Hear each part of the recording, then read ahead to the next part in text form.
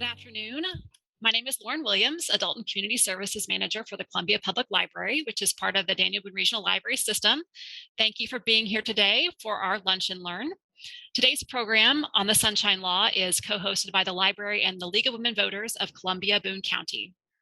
Before I turn things over to the League to introduce our speaker, just a couple of our Zoom housekeeping items to share. Like usual, we will be asking you to use the chat feature of Zoom to ask questions of our presenter. So if you hover over your Zoom window with your mouse, you should see that chat icon, that speech bubble, and other tools at the bottom of your screen. Or if you're on a smartphone or a tablet, you may have to tap in the middle of your screen to see those tools. We are recording today's presentation, so it will be available in the next day or two on both the League's YouTube channel and the library's YouTube channel for future viewing. And now I'd like to welcome our moderator, League of Women Voters of Columbia Boone County President, Barbara Hoppe. Thanks, Barbara. Thank you, Lauren, and thanks to the Columbia Public Library for co-hosting all of our Lunch and Learn programs. Today, I'm pleased to welcome Professor Kathy Kiley, MU professor, journalism professor, who will talk on the Sunshine Law, the good, the bad, and the ugly. Kathy is a veteran reporter and editor with a multimedia portfolio and a passion for transparency, free speech, and teaching. She is also the Lee Hills Chair in Free Press Studies at the Missouri School of Journalism. And after a long career in covering politics in Washington, she moved to full-time classroom teaching. And Kathy Kiley was our featured guest speaker at our last annual meeting and was excellent. So we're looking forward to hearing her today and for her to share her knowledge and wisdom on this very important subject. Kathy. Great. Thank you. Thank you, Barbara. Thank you, Lauren. I'm a big fan of both the Daniel Boone Public Library and the League of Women Voters. The League has sponsored many debates that I covered as a reporter, both at the state and national level. So I really appreciate everything the League does to try to enhance civic knowledge and get candidates from all parties talking to each other. That's the best way to educate voters. So that is a really good thing. So I'll just say a couple of words of introduction. You've heard I'm a reporter by trade. I'm a professor by title. But as I tell my students, because in the interest of transparency, I'm what I would call a faux professor. Unlike many of my colleagues at the University of Missouri, I do not have a PhD, but I am a professor of practice at Missouri. The Missouri School of Journalism has a long tradition of learning by doing, and which has incidentally become very much in vogue nationally now. But it started right here at the University of Missouri back at the turn of the 20th century when the Missouri School of Journalism was founded. And so our students really serve their community while they're getting their education. Some of you may have talked to some of our students who work for the Columbia Missourian or KBIA or KOMU. And when you do, you're helping prepare the next generation of journalists. And many of the editors who work with those students, all of the editors who work with those students are professors. And most of us came here, got our jobs, not because of our academic experience, but because of our long experience in the newsroom. So it's in that capacity that I'm going to talk to you a little bit today, and I will share my screen here. Let's see. I want to talk to you a little bit. Is everybody, can you tell me, is everybody seeing my screen? Is that working for everybody or no? Okay, I think we're sharing the wrong screen. Bear with me. All right. Did that do it? Yes? Yes. Okay, good. So I want to talk to you a little bit about Sunshine. And I'd like to say, if anybody could put this in the chat, and maybe Lauren or Barbara, you could watch it for me because it's harder for me to see it when I have a shared screen here. But I wonder if anyone in our audience today has actually ever used the Sunshine Law or filed a Sunshine request, or what's also known as an open records request. So I'll give a couple of minutes to see if anybody has done that.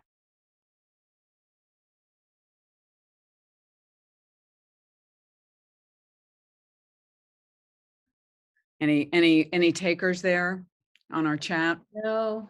Okay, it's totally fine. One of the reasons that we're doing this seminar is so that you know these laws exist.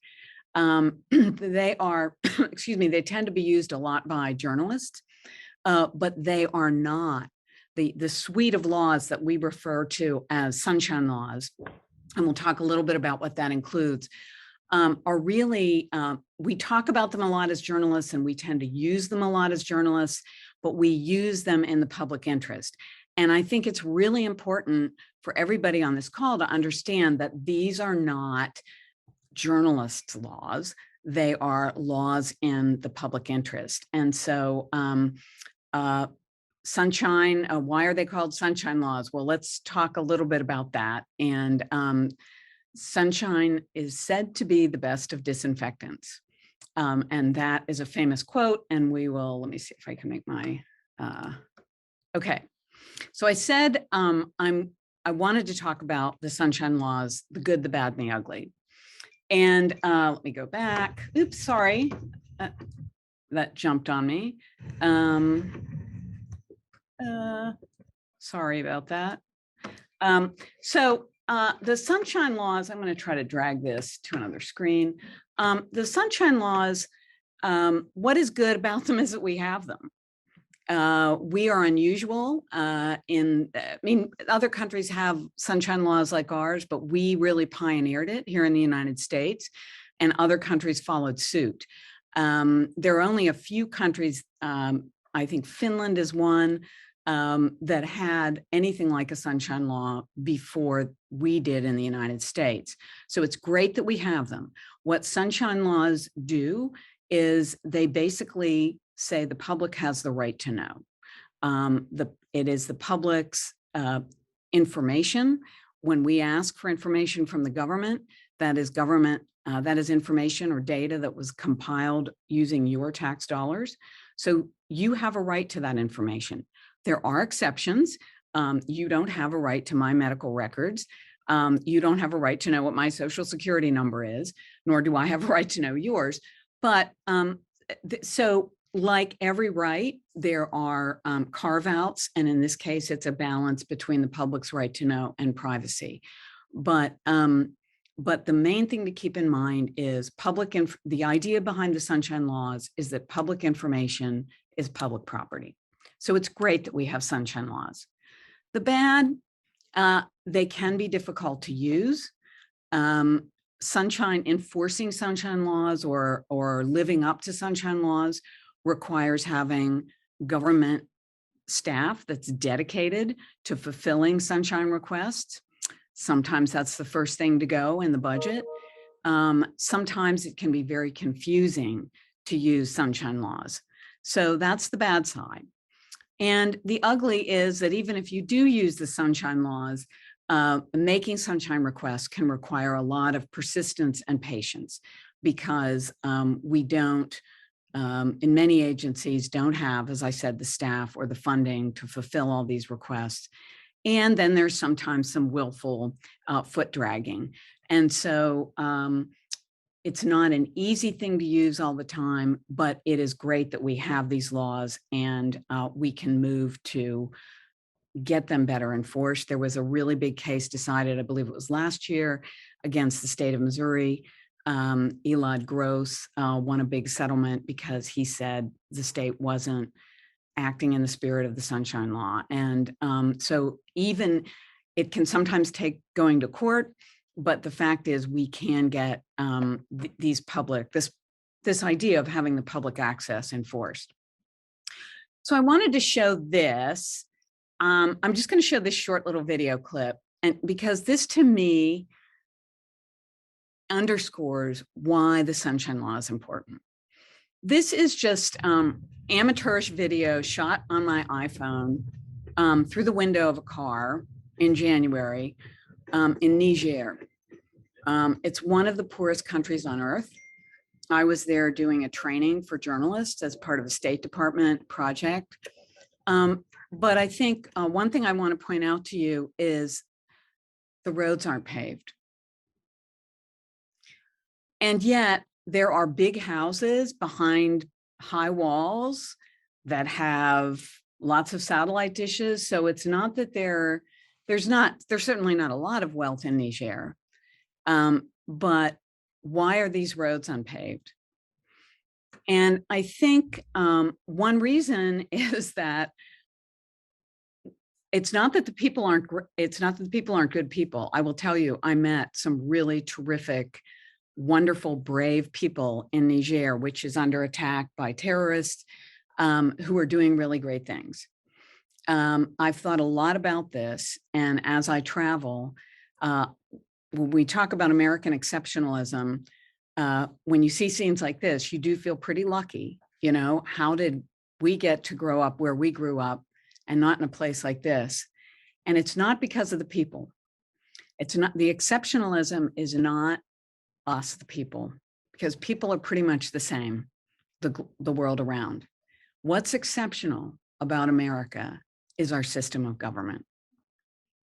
And it is what makes the difference between paved roads and unpaved roads, because we have sunshine, we know where the money's going, and if we don't know where it's going, we can go to court to find out. So, sorry. So we just celebrated Sunshine Week 2022, and this is it's kind of a Hallmark greeting card gimmick. It was started by the American Society of Newspaper Editors, which is now called the News Leaders Association, because editors now do a lot more than just put ink on paper. So they've rebranded a bit, but this organization really spearheads the annual celebration of Sunshine Week. And why do they do this? They do it to remind all of us of the importance of open government. And it's that openness in our government that really makes it possible for us to have paved roads, to have clean drinking water when you turn on the tap. You don't have to be rich to have these as privileges in the United States of America, because we expect our government to do those things, and people are people. Sometimes people misbehave, and the way we prevent that from happening is with sunshine. Why is Sunshine Week in March? It's always in the middle of March.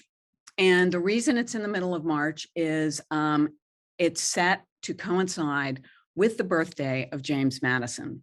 And James Madison, of course, was one of our first presidents, but he's really more famous, justifiably, as the author of the Bill of Rights. And that, of course, includes the very First Amendment, the favorite amendment of journalists. But there's a reason I think it's the very First Amendment. And that is the amendment that guarantees us really the fundaments of open government, which is the right to free speech and a free press. And so James Madison, at least by the newspaper editors, is viewed as kind of a father of sunshine. But the phrase sunshine was coined by another distinguished American, this guy, Louis Brandeis, who was a Supreme Court justice for much of the 21st century or 20th century. But prior to becoming a Supreme Court justice, Brandeis was a lawyer in Boston, which had its share of political corruption at the time. And it was also the time early in his career, early in the 20th century, was the period when corporations really began to form, and you really started to see agglomerations of great financial power kind of being born out of the industrial era. And with great power often goes abuse of power. And Brandeis was very active in railing against kind of the conjunction of corporate and corporate power and political power. And what he was really militating against was what we would call deals in smoke-filled rooms. Dealing between, that this corporation would give a secret handshake and they would get a monopoly deal on the railroads, and the prices would go up for average consumers. So this was a big passion of Louis Brandeis's, and Brandeis said in a famous article that he wrote called Other People's Money in Harper's Weekly, this was the famous quote that really is the origins of what we call the Sunshine Law, or why we call the Sunshine Law the Sunshine Law. He said, publicity is justly recommended as a remedy for social and industrial diseases. In other words, we all behave better if we know somebody's watching. And then famously, sunlight is said to be the best of disinfectants. Electric light is the most efficient policeman. And this really has become a legacy for people who are transparency advocates of transparency in government. And so little side note, that is why we call the sunshine laws sunshine laws. It's not because one of the first sunshine laws and one of the best is in Florida. It's not because they came out of the Sunshine State, but it's because of Louis Brandeis. Now, fast forward, you can see that Brandeis was operating in the early to mid 20th century, and he became a Supreme Court justice. The next big advocate for sunlight in government, or in our sort of history of the laws of sunlight, is this man, John Moss. John Moss, who was born right around the time Brandeis became a Supreme Court justice. And he, in the 50s, became a member of the House of Representatives. And he was a very little known member of the House of Representatives. He was from Sacramento, California. Think about, back in the 50s, it's hard for us to imagine now. California wasn't the big political powerhouse that it is today. And so he was elected. He was kind of destined to be a backbencher. But what was also happening during the 50s was the Red Scare. And so Moss came into Congress at the height of McCarthyism. And Joe McCarthy was waving sheets of paper and saying, I have here a list of all these alleged traitors. And this offended Moss. And he was very offended by the fact that for a good part of that time, the Eisenhower administration appeared to be knuckling under to McCarthyism. And I think it's hard for us to imagine now just how scary that time was for a lot of people. But McCarthy had for a while a tremendous political popularity, and the Eisenhower administration started to summarily dismiss government workers without much of a hearing. And Moss was offended, and he thought this was wrong. So he started to advocate for more transparency in this process.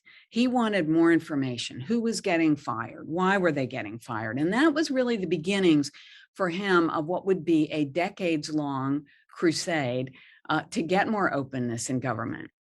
And so the next person, and you can see, I think this is a link.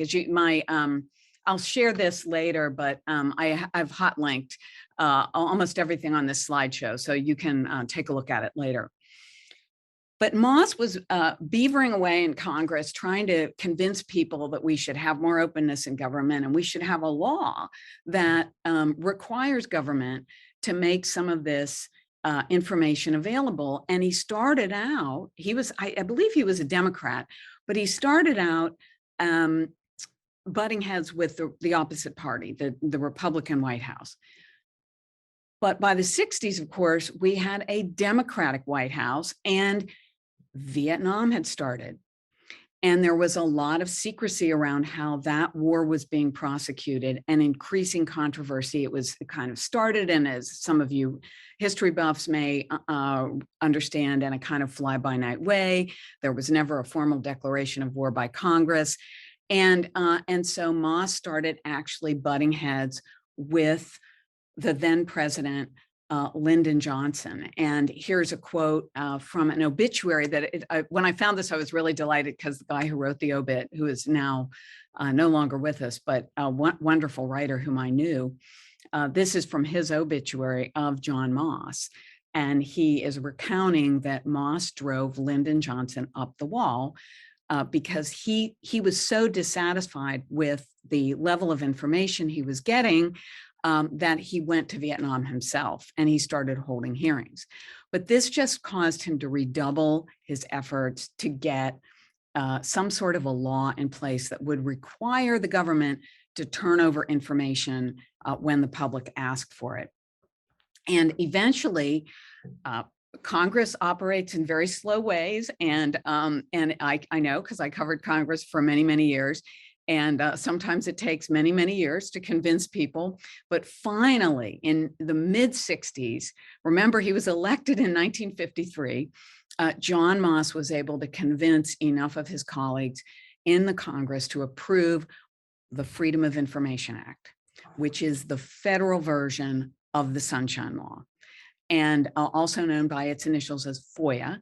And it was signed into law July 4, 1966. Now, that wasn't because it was a patriotic celebration of freedom of information. It was because Lyndon Johnson did not want to sign this bill, because he was afraid he was going to have to disclose a lot of stuff about Vietnam he didn't want to disclose. And he waited till the very last minute to sign the bill. And as many of you probably know, that a lot of bill signings are very ceremonial occasions, and the president has a bunch of people over to the Rose Garden, and he has a table and about dozens of pens, and he signs his name with, one part of a letter with one pen and the next with the next, and he hands the pens as souvenirs to the lawmakers who helped pass the bill. That did not happen in this case. Lyndon Johnson signed it at his ranch late on a holiday, because he just didn't want to sign this bill. But it had passed. I forget what the Senate vote was, but it was unanimous in the House of Representatives. And the president knew there was no way he could, if he vetoed it, he'd look like an idiot, because he would just get overridden. So he had to sign the bill, but very reluctantly. But this was kind of the first, and as I said earlier, only one or two other countries, I think Finland and maybe one other country, had anything like a Freedom of Information Act at the time this was passed. And subsequently, many other countries have passed something like this. So they were at least giving lip service to the idea of freedom of information. And I've provided some links there for where you can get more information on this. So that was in the 60s. And that was a federal law that governed federal information. Now, the next big development in government openness came in response. So if you think about it, FOIA was a response to the Red Scare and to Vietnam, the secrecy. Next big leap forward for government openness came after the Watergate scandal. And probably a lot of you remember that. That it was discovered that the president of the United States had this rogue operation set up, and he was spying on his political opponents and using the power of the federal government really to try to maintain his incumbency, which is, of course, a very anti-democratic thing. And in the course of the Watergate investigation, and ultimately the congressional investigation into this, there was a lot revealed about political corruption, exchange of money, how much money was having an influence, the kind of backroom deals that Louis Brandeis was fighting against back in the turn of the 20th century. Believe me, it never goes away. we move in cycles, and like the man said, the price of liberty is eternal vigilance. So by the 1970s, we had some corruption problems in our government. And the response to the Watergate scandal was what is now known as the Government and Sunshine Act, which now said, we not only want our documents made available, but we want our meetings and our other public information to be disclosed to the public.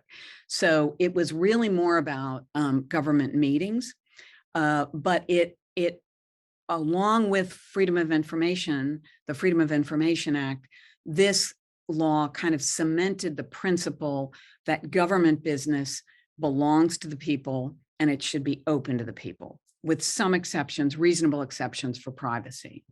So, and there is, and in this case, it was signed at a White House ceremony in the Rose Garden by then President Gerald Ford, who, as you can see, probably gave a pen to every one of those lawmakers who are standing behind him. So that really then became the model for state laws, which we call the Sunshine Laws. And every state now has a law that is similar to the federal law. And in fact, Missouri was one of the first to pass. In fact, I think, let me look at my notes here. I believe Missouri's law predated the federal bill. So we have had a law here in Missouri since 1973, a Sunshine Law. So, and that was, it says, just like the federal law does, that meetings, records, votes, actions, and deliberations of public bodies should be open. So this is, let me see if I can find my notes here.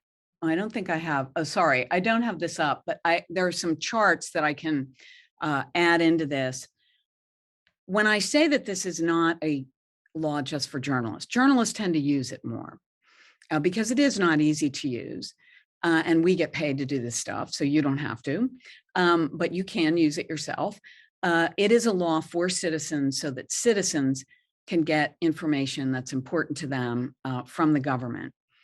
And I looked this up. I should have added the chart to my slideshow, but I looked in Missouri, the Sunshine Law is under the Attorney General's office. They are the, that is the repository of all this information. And according to the Office of the Attorney General, the Missouri Attorney General, Eric Schmidt, 27% of Sunshine requests since 2015 have come from the general public. That compares to 21% for the media. Others who make Sunshine requests include attorneys, academic researchers, advocacy groups, and even prison inmates. Who are their own categories. But over and above those people and journalists, the majority of Sunshine requests since 2015 filed in the state of Missouri have come from the general public. So that's when I say this is not just, newspaper editors promote Sunshine Week and we try to remind the public of why this is important, but it's really your law, not ours. And before John Moss died in 1990 something, I think I lost the date, but he was asked, do you think we now have enough openness in government? And Moss said no. And he said, well, he thought that the laws have improved access. He said, making the government open is always going to be a struggle. And the reason he said that, he said the battle will never end. And boy, was he right. Because here is a commentary from the executive director of the Missouri Sunshine Coalition, Truth in Advertising. I'm a member of the board, full disclosure. And but Dennis wrote a column for Sunshine Week about some proposed bills that are now before the Missouri State Legislature that would limit the scope of our Sunshine Laws. And the Missouri voters actually expanded the scope of Sunshine Laws back in 2018. in a referendum, the Clean Missouri Act, and some of that was repealed, but the Sunshine Law expansion was not. And what that did was expand sunshine requirements to the state legislature. And the state legislature thinks it can't possibly be true that you, the voters, really want them to do that, comply with the Sunshine Law. And so they are trying to get that turned back in the legislature. And, that could have some real problems because that legislation would exempt communications to legislators from constituents. May I remind you that under the Supreme Court of the United States, corporations are people too. So I think that could exempt wide swaths of information from disclosure to the public that the public has a legitimate interest in. And we can talk more about that in the Q&A. But the other thing, and this gets into the ugly part, the Missouri Independent had a recent article during Sunshine Week that I thought was really interesting. It's hot linked from this slide that talked about talking to Eric Schmidt, the current Attorney General. And Eric Schmidt's position is that if somebody files a sunshine request before a state entity and then isn't satisfied with the response, normally you would go to the Attorney General, who is the officer in charge of enforcing the Sunshine Law. But he feels that his job is to represent state agencies, and so there's a conflict of interest. So he won't take your case. And that means that you have to get a private lawyer. So, this is a conundrum. I mean, I can see why the Attorney General might feel that I have to represent state agencies, but there needs to be some kind of workaround there. But it is I said the good, the bad, and the ugly about the Sunshine Law. This is one of the ugly things that it's trying to untangle who should represent whom when somebody has a Sunshine Law request. So that's kind of a brief overview of how we got to where we are.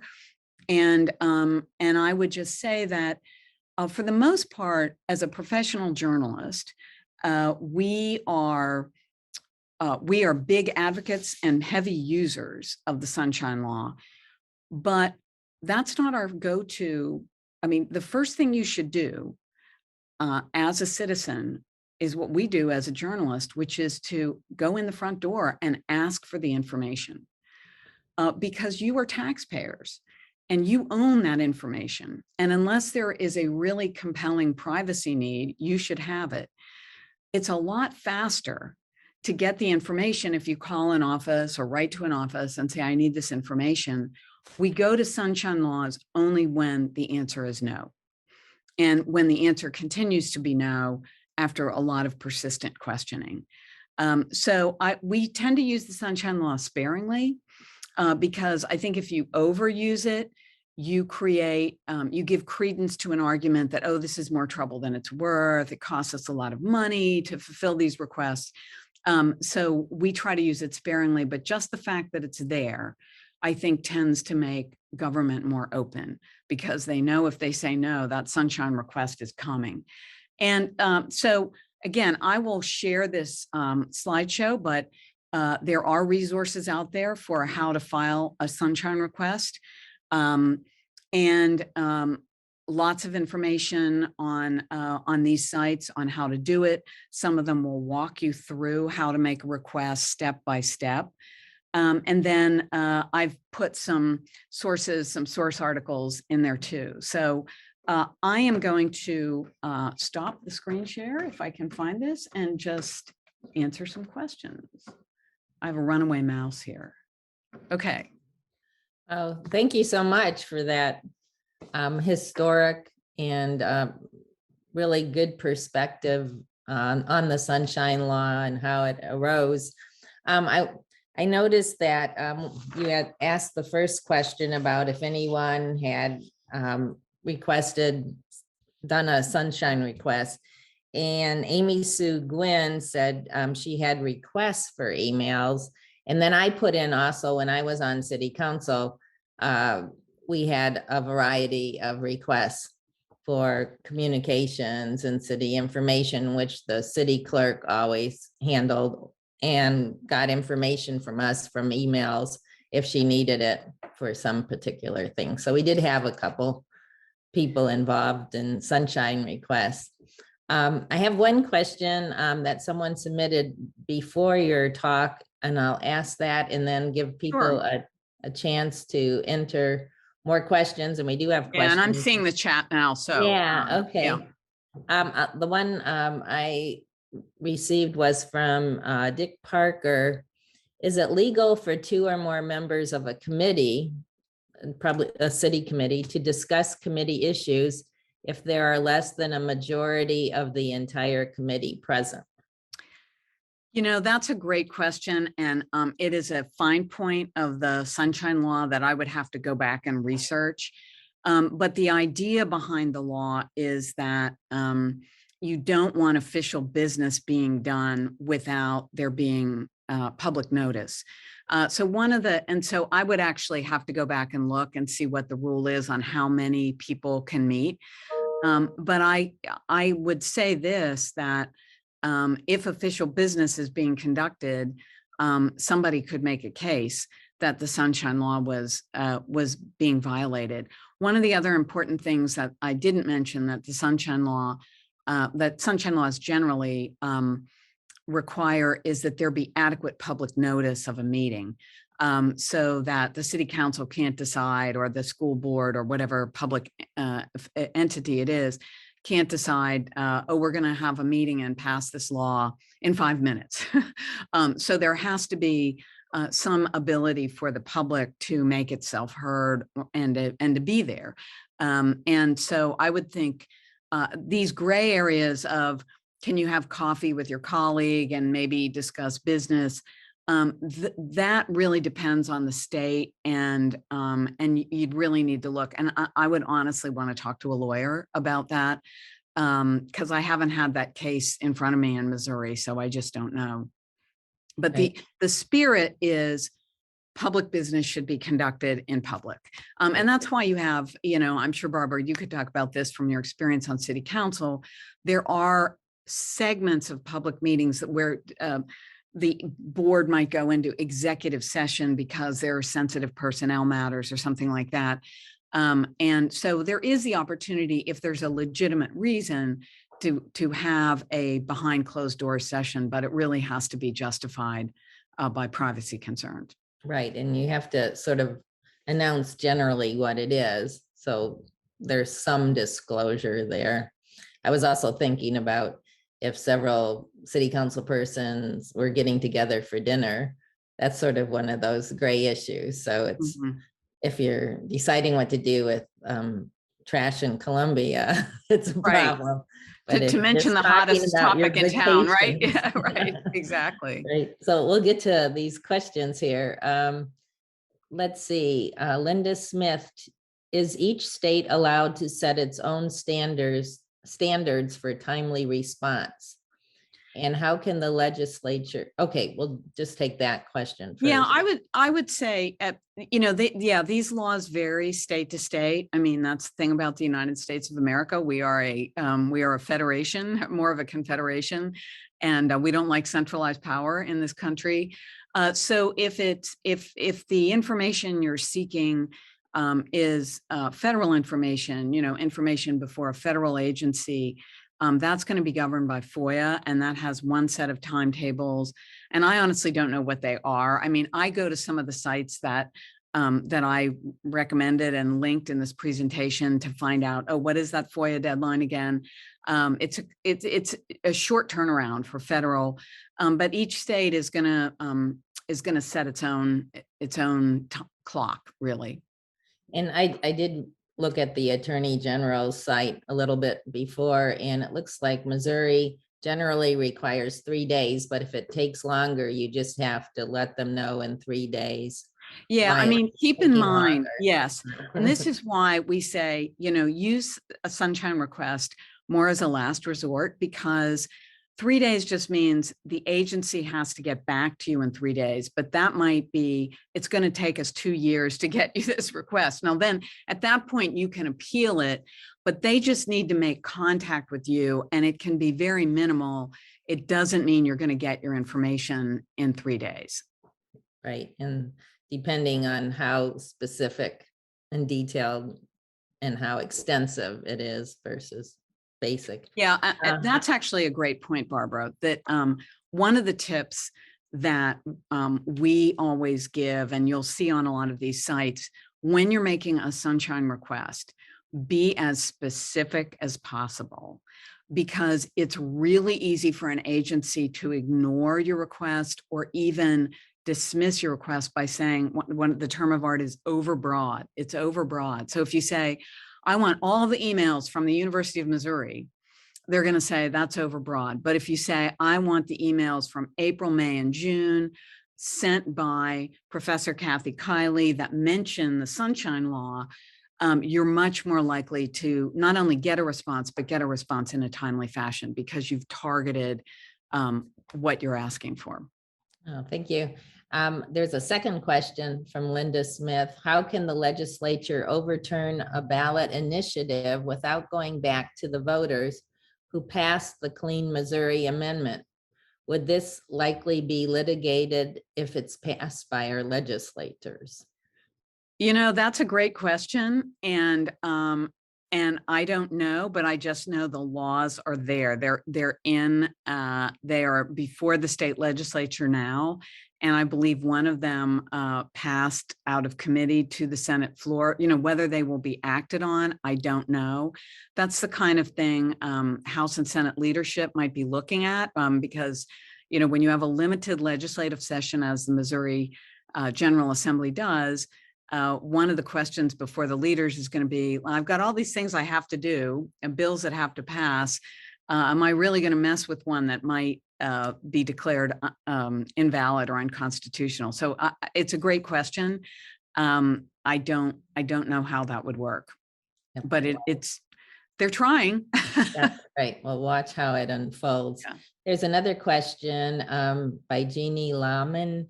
To your knowledge, has any Missourian utilized a private attorney to push back against the AG, the Missouri AG? On that particular, what the Independent wrote about, no, not as far as I know. Newspapers are try to save their pennies, but the Missourian has used attorneys for specific, if we want a specific piece of information from an agency and we are not getting it. So there's two ways that newspapers get that representation. One is through a press association. So in Missouri, there's the Missouri Press Association, and pretty much all of the major print news outlets belong to it. And they have a wonderful lawyer named Jean Mankey on staff who is really an expert on these issues. And she will represent the newspapers. Some of it is pro bono, but then if it gets beyond a certain level of complexity, there's a charge. And then newspapers can then hire their own attorneys, and but they probably wouldn't do it to just say the Missouri AG is wrong in his interpretation. They would more likely do it if there was a specific piece of information that they wanted to get that they weren't getting, and this was an obstacle. Thank you. You know, that ruling, I think, is more of a problem for citizens because newspapers do have the ability, less so than in the past because of the changes in economics. Many of these laws that we talked about, one of my colleagues at the Missouri School of Law, Dean Larissa Litsky, has written about this, that a lot of the openness in government laws came about during the 60s and 70s, thanks to pressure from litigation by newspapers. Newspapers then had much deeper pockets than they do now. But newspapers still can get a lawyer. They may be a little more judicious about how they use them. Private citizens, it becomes much more of a hurdle. Right. Okay, another question from Dan Vietz. only constitutional ballot. Yeah, he's actually answering the Oh, is question, it he looks like. Yeah, answering? Yeah. yeah. So thank you for that. Okay. Yeah, Then but let's- to Dan's point, that sounds right, but for whatever reason, these laws that are before look to me like a pretty direct repeal of one of the measures that still stands from the Clean Act. So I don't know how that, I really don't know how that would work if these pass. Hopefully they won't. Hopefully it'll be a moot argument. All right, thanks, Dan. Then we go on to a question by Sue Tillema. Having worked decades in Missouri state government and shorter times in the federal government and a private hospital in another state, the Sunshine Law provides structure that impacts government employees in their daily work. When I worked in the private organization, I was surprised on how they spend and waste money without oversight. Government gets criticized, but private industry is worse. You have any comments or on that? Yeah, I mean, I would say this gets to the point that that I was making earlier, that my computer's doing something funky. I hope it's not in the way of your screen. But anyway, I think there's 2 points to be made about this. One is when people object to the Sunshine Law, or when the government says we need to limit the use of it, it's too onerous. What they always say is, the complaint is always, all these people are filing sunshine requests and it's taking a lot of time and the agencies don't have time and we have to spend a lot of time fulfilling these requests that we should be doing other things. And so that's one reason I'm judicious about my use. It does take time to fulfill these requests. On the other hand, this is the people's business. And but there are some people who file what I would call mischievous sunshine requests. Barbara, you probably saw some of that at the city. And it's almost like a denial of service attack. We're just going to like fill up all of these queues in the government with make work. And so that gives the Sunshine Law a bad name. So I think being judicious, targeting your sunshine requests helps. But I also think the other thing is, as citizens, and this is just something we don't think about, nobody worries about how much money the government is setting aside for public records keepers or people to, I mean, I personally, as a citizen, I want my tax dollars used to make government information available to me. So there are 2 answers to that objection. One is hire more people to do this, and 2, put more information out on your websites and make it more freely available so people don't have to file a sunshine request to get the information. So that's one thing. And the other point that I think Susan made there is it goes to the point that I said earlier, and it really goes to Louis Brandeis's point when he said, sunshine is the best of disinfectants. We all behave better when we know somebody's watching us. I will bet you that the level of discourse on emails at the University of Missouri is probably at a higher level because we know our emails could be FOIA'd. I mean, or, a sunshine request. So FOIA is not the right term for a state agency, but, and so I think knowing that the public has access to your meetings, knowing that you have to put your minutes up there, knowing all of this, yes, it's a pain, but it's how we sort of police each other. And it's one of the great checks and balances. When I said early in my presentation that when I look at other countries and I go to other countries and I come back to the United States and I feel like, oh my God, I'm so lucky. How did I get to be born here? It's because of our system of government, because the genius of the American system of government is that it takes into account human frailty, and it builds checks in to counter that. And openness and transparency is one of the chief counters, because if you know somebody's watching, you're going to behave better. And I think that gets to the point that Susan made, that why people can complain about government, but it's why it's worse in some private entities, because people can't get those emails and can't be in on those meetings. I have a question for you as. Yeah, and I hear what you said, Susan, and she was worried that I was misinterpreting her. right, Yeah, right. no, I heard what you said, but I wanted to use that as a way to talk about some of the what I would call the red herrings that are thrown at the way of the Sunshine Law. And there was just a comment by Linda Smith. That was a good one. The denial of services strategy sounds like the narrative that is being used by legislators who are putting forth new legislation that limits the ballot initiative process. Yeah, and I mean, this gets to the, the great Churchill quote about democracy. It's the worst system of government except for all of the others. It's onerous. It's a pain to have to answer to the public and journalists who are there in lieu of the public. But it really does. When I go to countries that don't have such a rigorous system of, it is the biggest safeguard against corruption. And if you want to know what corruption leads to, go ahead.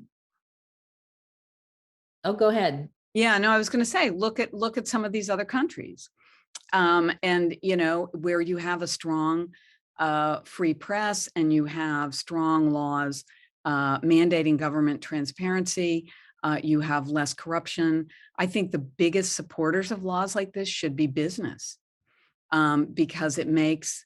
In fact, one of our most active members in the Missouri Sunshine Coalition Board is a businessman who uses the Sunshine Law to get information that he needs for his business. So, that's why I say journalists are the biggest advocates and the loudest advocates, let's say, for the Sunshine Law, but we are not the biggest users.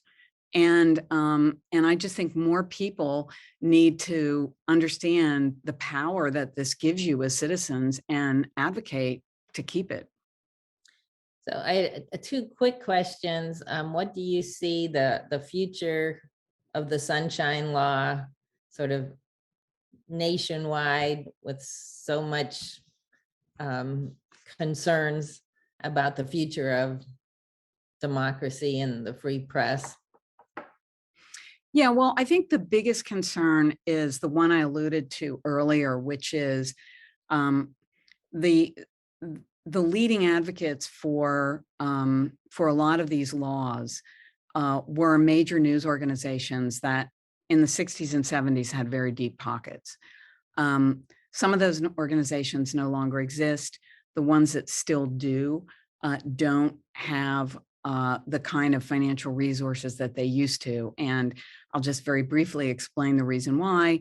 It's basically because the internet broke the revenue model that supported public service journalism for most of our lifetimes. So, one of the reasons I'm at the University of Missouri is that I think journalism schools are great places to begin to explore what new models might be. Because if we don't have public service journalism, we won't have a democracy. So I think it's super important. But I do think the news organizations who continue to exist, are committed to trying to protect openness in government and transparency. I also think there are nonprofit organizations, some of which I have listed in the slideshow, and I'll be happy to share that with Lauren, and she can share it with the registrants. But an organization like Reporters Committee for Freedom of the Press does a lot of work on sunshine laws, and in fact, they're representing me in a case right now that I have against the federal government, and so there are organizations that will step in. WashU has a law clinic. Where their students, it's kind of like the Missouri School of Journalism, the students learn by doing, and those students are working, I know they're working with reporters, I don't know if they're working with citizens, but they are working on sunshine law issues and requests. And I think the reason for this is a lot of people understand that this is important. This is important for our democracy, and maintaining this kind of transparency in our government is is what makes this a great place to come back to when you've been on a trip. And anybody who values that is going to try to keep that going. But it's going to take, in other words, I think back in the 60s and 70s, we could all sit back and say, oh, the New York Times will do it, or CBS News will do it. It's now on us. We've all got to do our part. And one sort of last question. Do you have any parting thoughts regarding this is about getting information, but the other big subject is misinformation, getting misinformation. You have some thoughts or on oh boy, intersection of those? We didn't even talk about this, and did you tee me up? That's great. As a matter of fact, I do. And as a matter of fact, the Missouri School of Journalism is going to be hosting a 2-day symposium in late June 27th and 28th. And I will add the link to these slides and share them with you for registration. It's called Friends of the Facts, and it's a news literacy fair. And we are bringing in top experts from all around the country on misinformation and how to combat it. And a number of these organizations have already been doing some work with the Columbia Public Schools and the Daniel Boone Regional Library. So it's an opportunity for people who are what I would call civic leaders, and I think teachers especially, and librarians, but anybody who is interested in this can come and listen and be part of the discussion. But I think this is one of the most important things this is our moonshot. This is what I tell my students. This is your moonshot.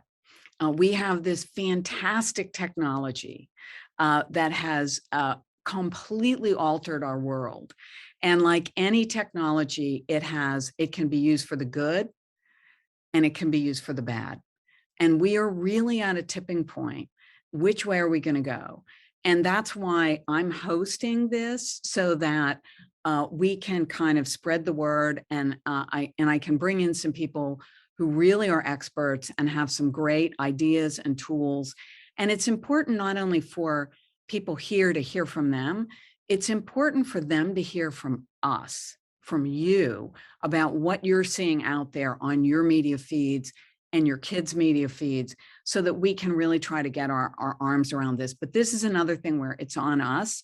We really need to, are we going to use the technology, or are we going to be used by it? So I really invite you to sign up for this program. We really want a lot of people there.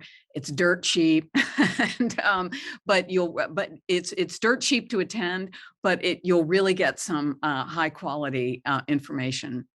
So thanks for asking. Yeah, thanks. I'm sure we'll be interested and we'll want to promote it with our membership. And great, that would be awesome. Thank you so much. Our web, yes. Thank you so much. This was excellent. Just much more inclusive and historical than I was even anticipating. So you way exceeded our even thoughts of what we should think about with this. So thank you so much. And I want to thank the audience for being here, and also let people know that we're having our annual membership meeting next Tuesday, April 19th at 7 p.m. on Zoom. So please join us for that. And our next Lunch and Learn is on May 10th, and we'll be featuring the Children's Grove. Our guest speaker is Chad Rose, and the topic will be social media and its impact on children and teens. So somewhat related. So thank you so much. Thank you again, Lauren, and the library for hosting. Thanks for inviting me. Yes, and we'll have this, we'll share the recording with you too. Great. Thank you. And I will so share much. the slides. Yes. Thanks. Thank you. Bye, everybody. Thank you, everyone.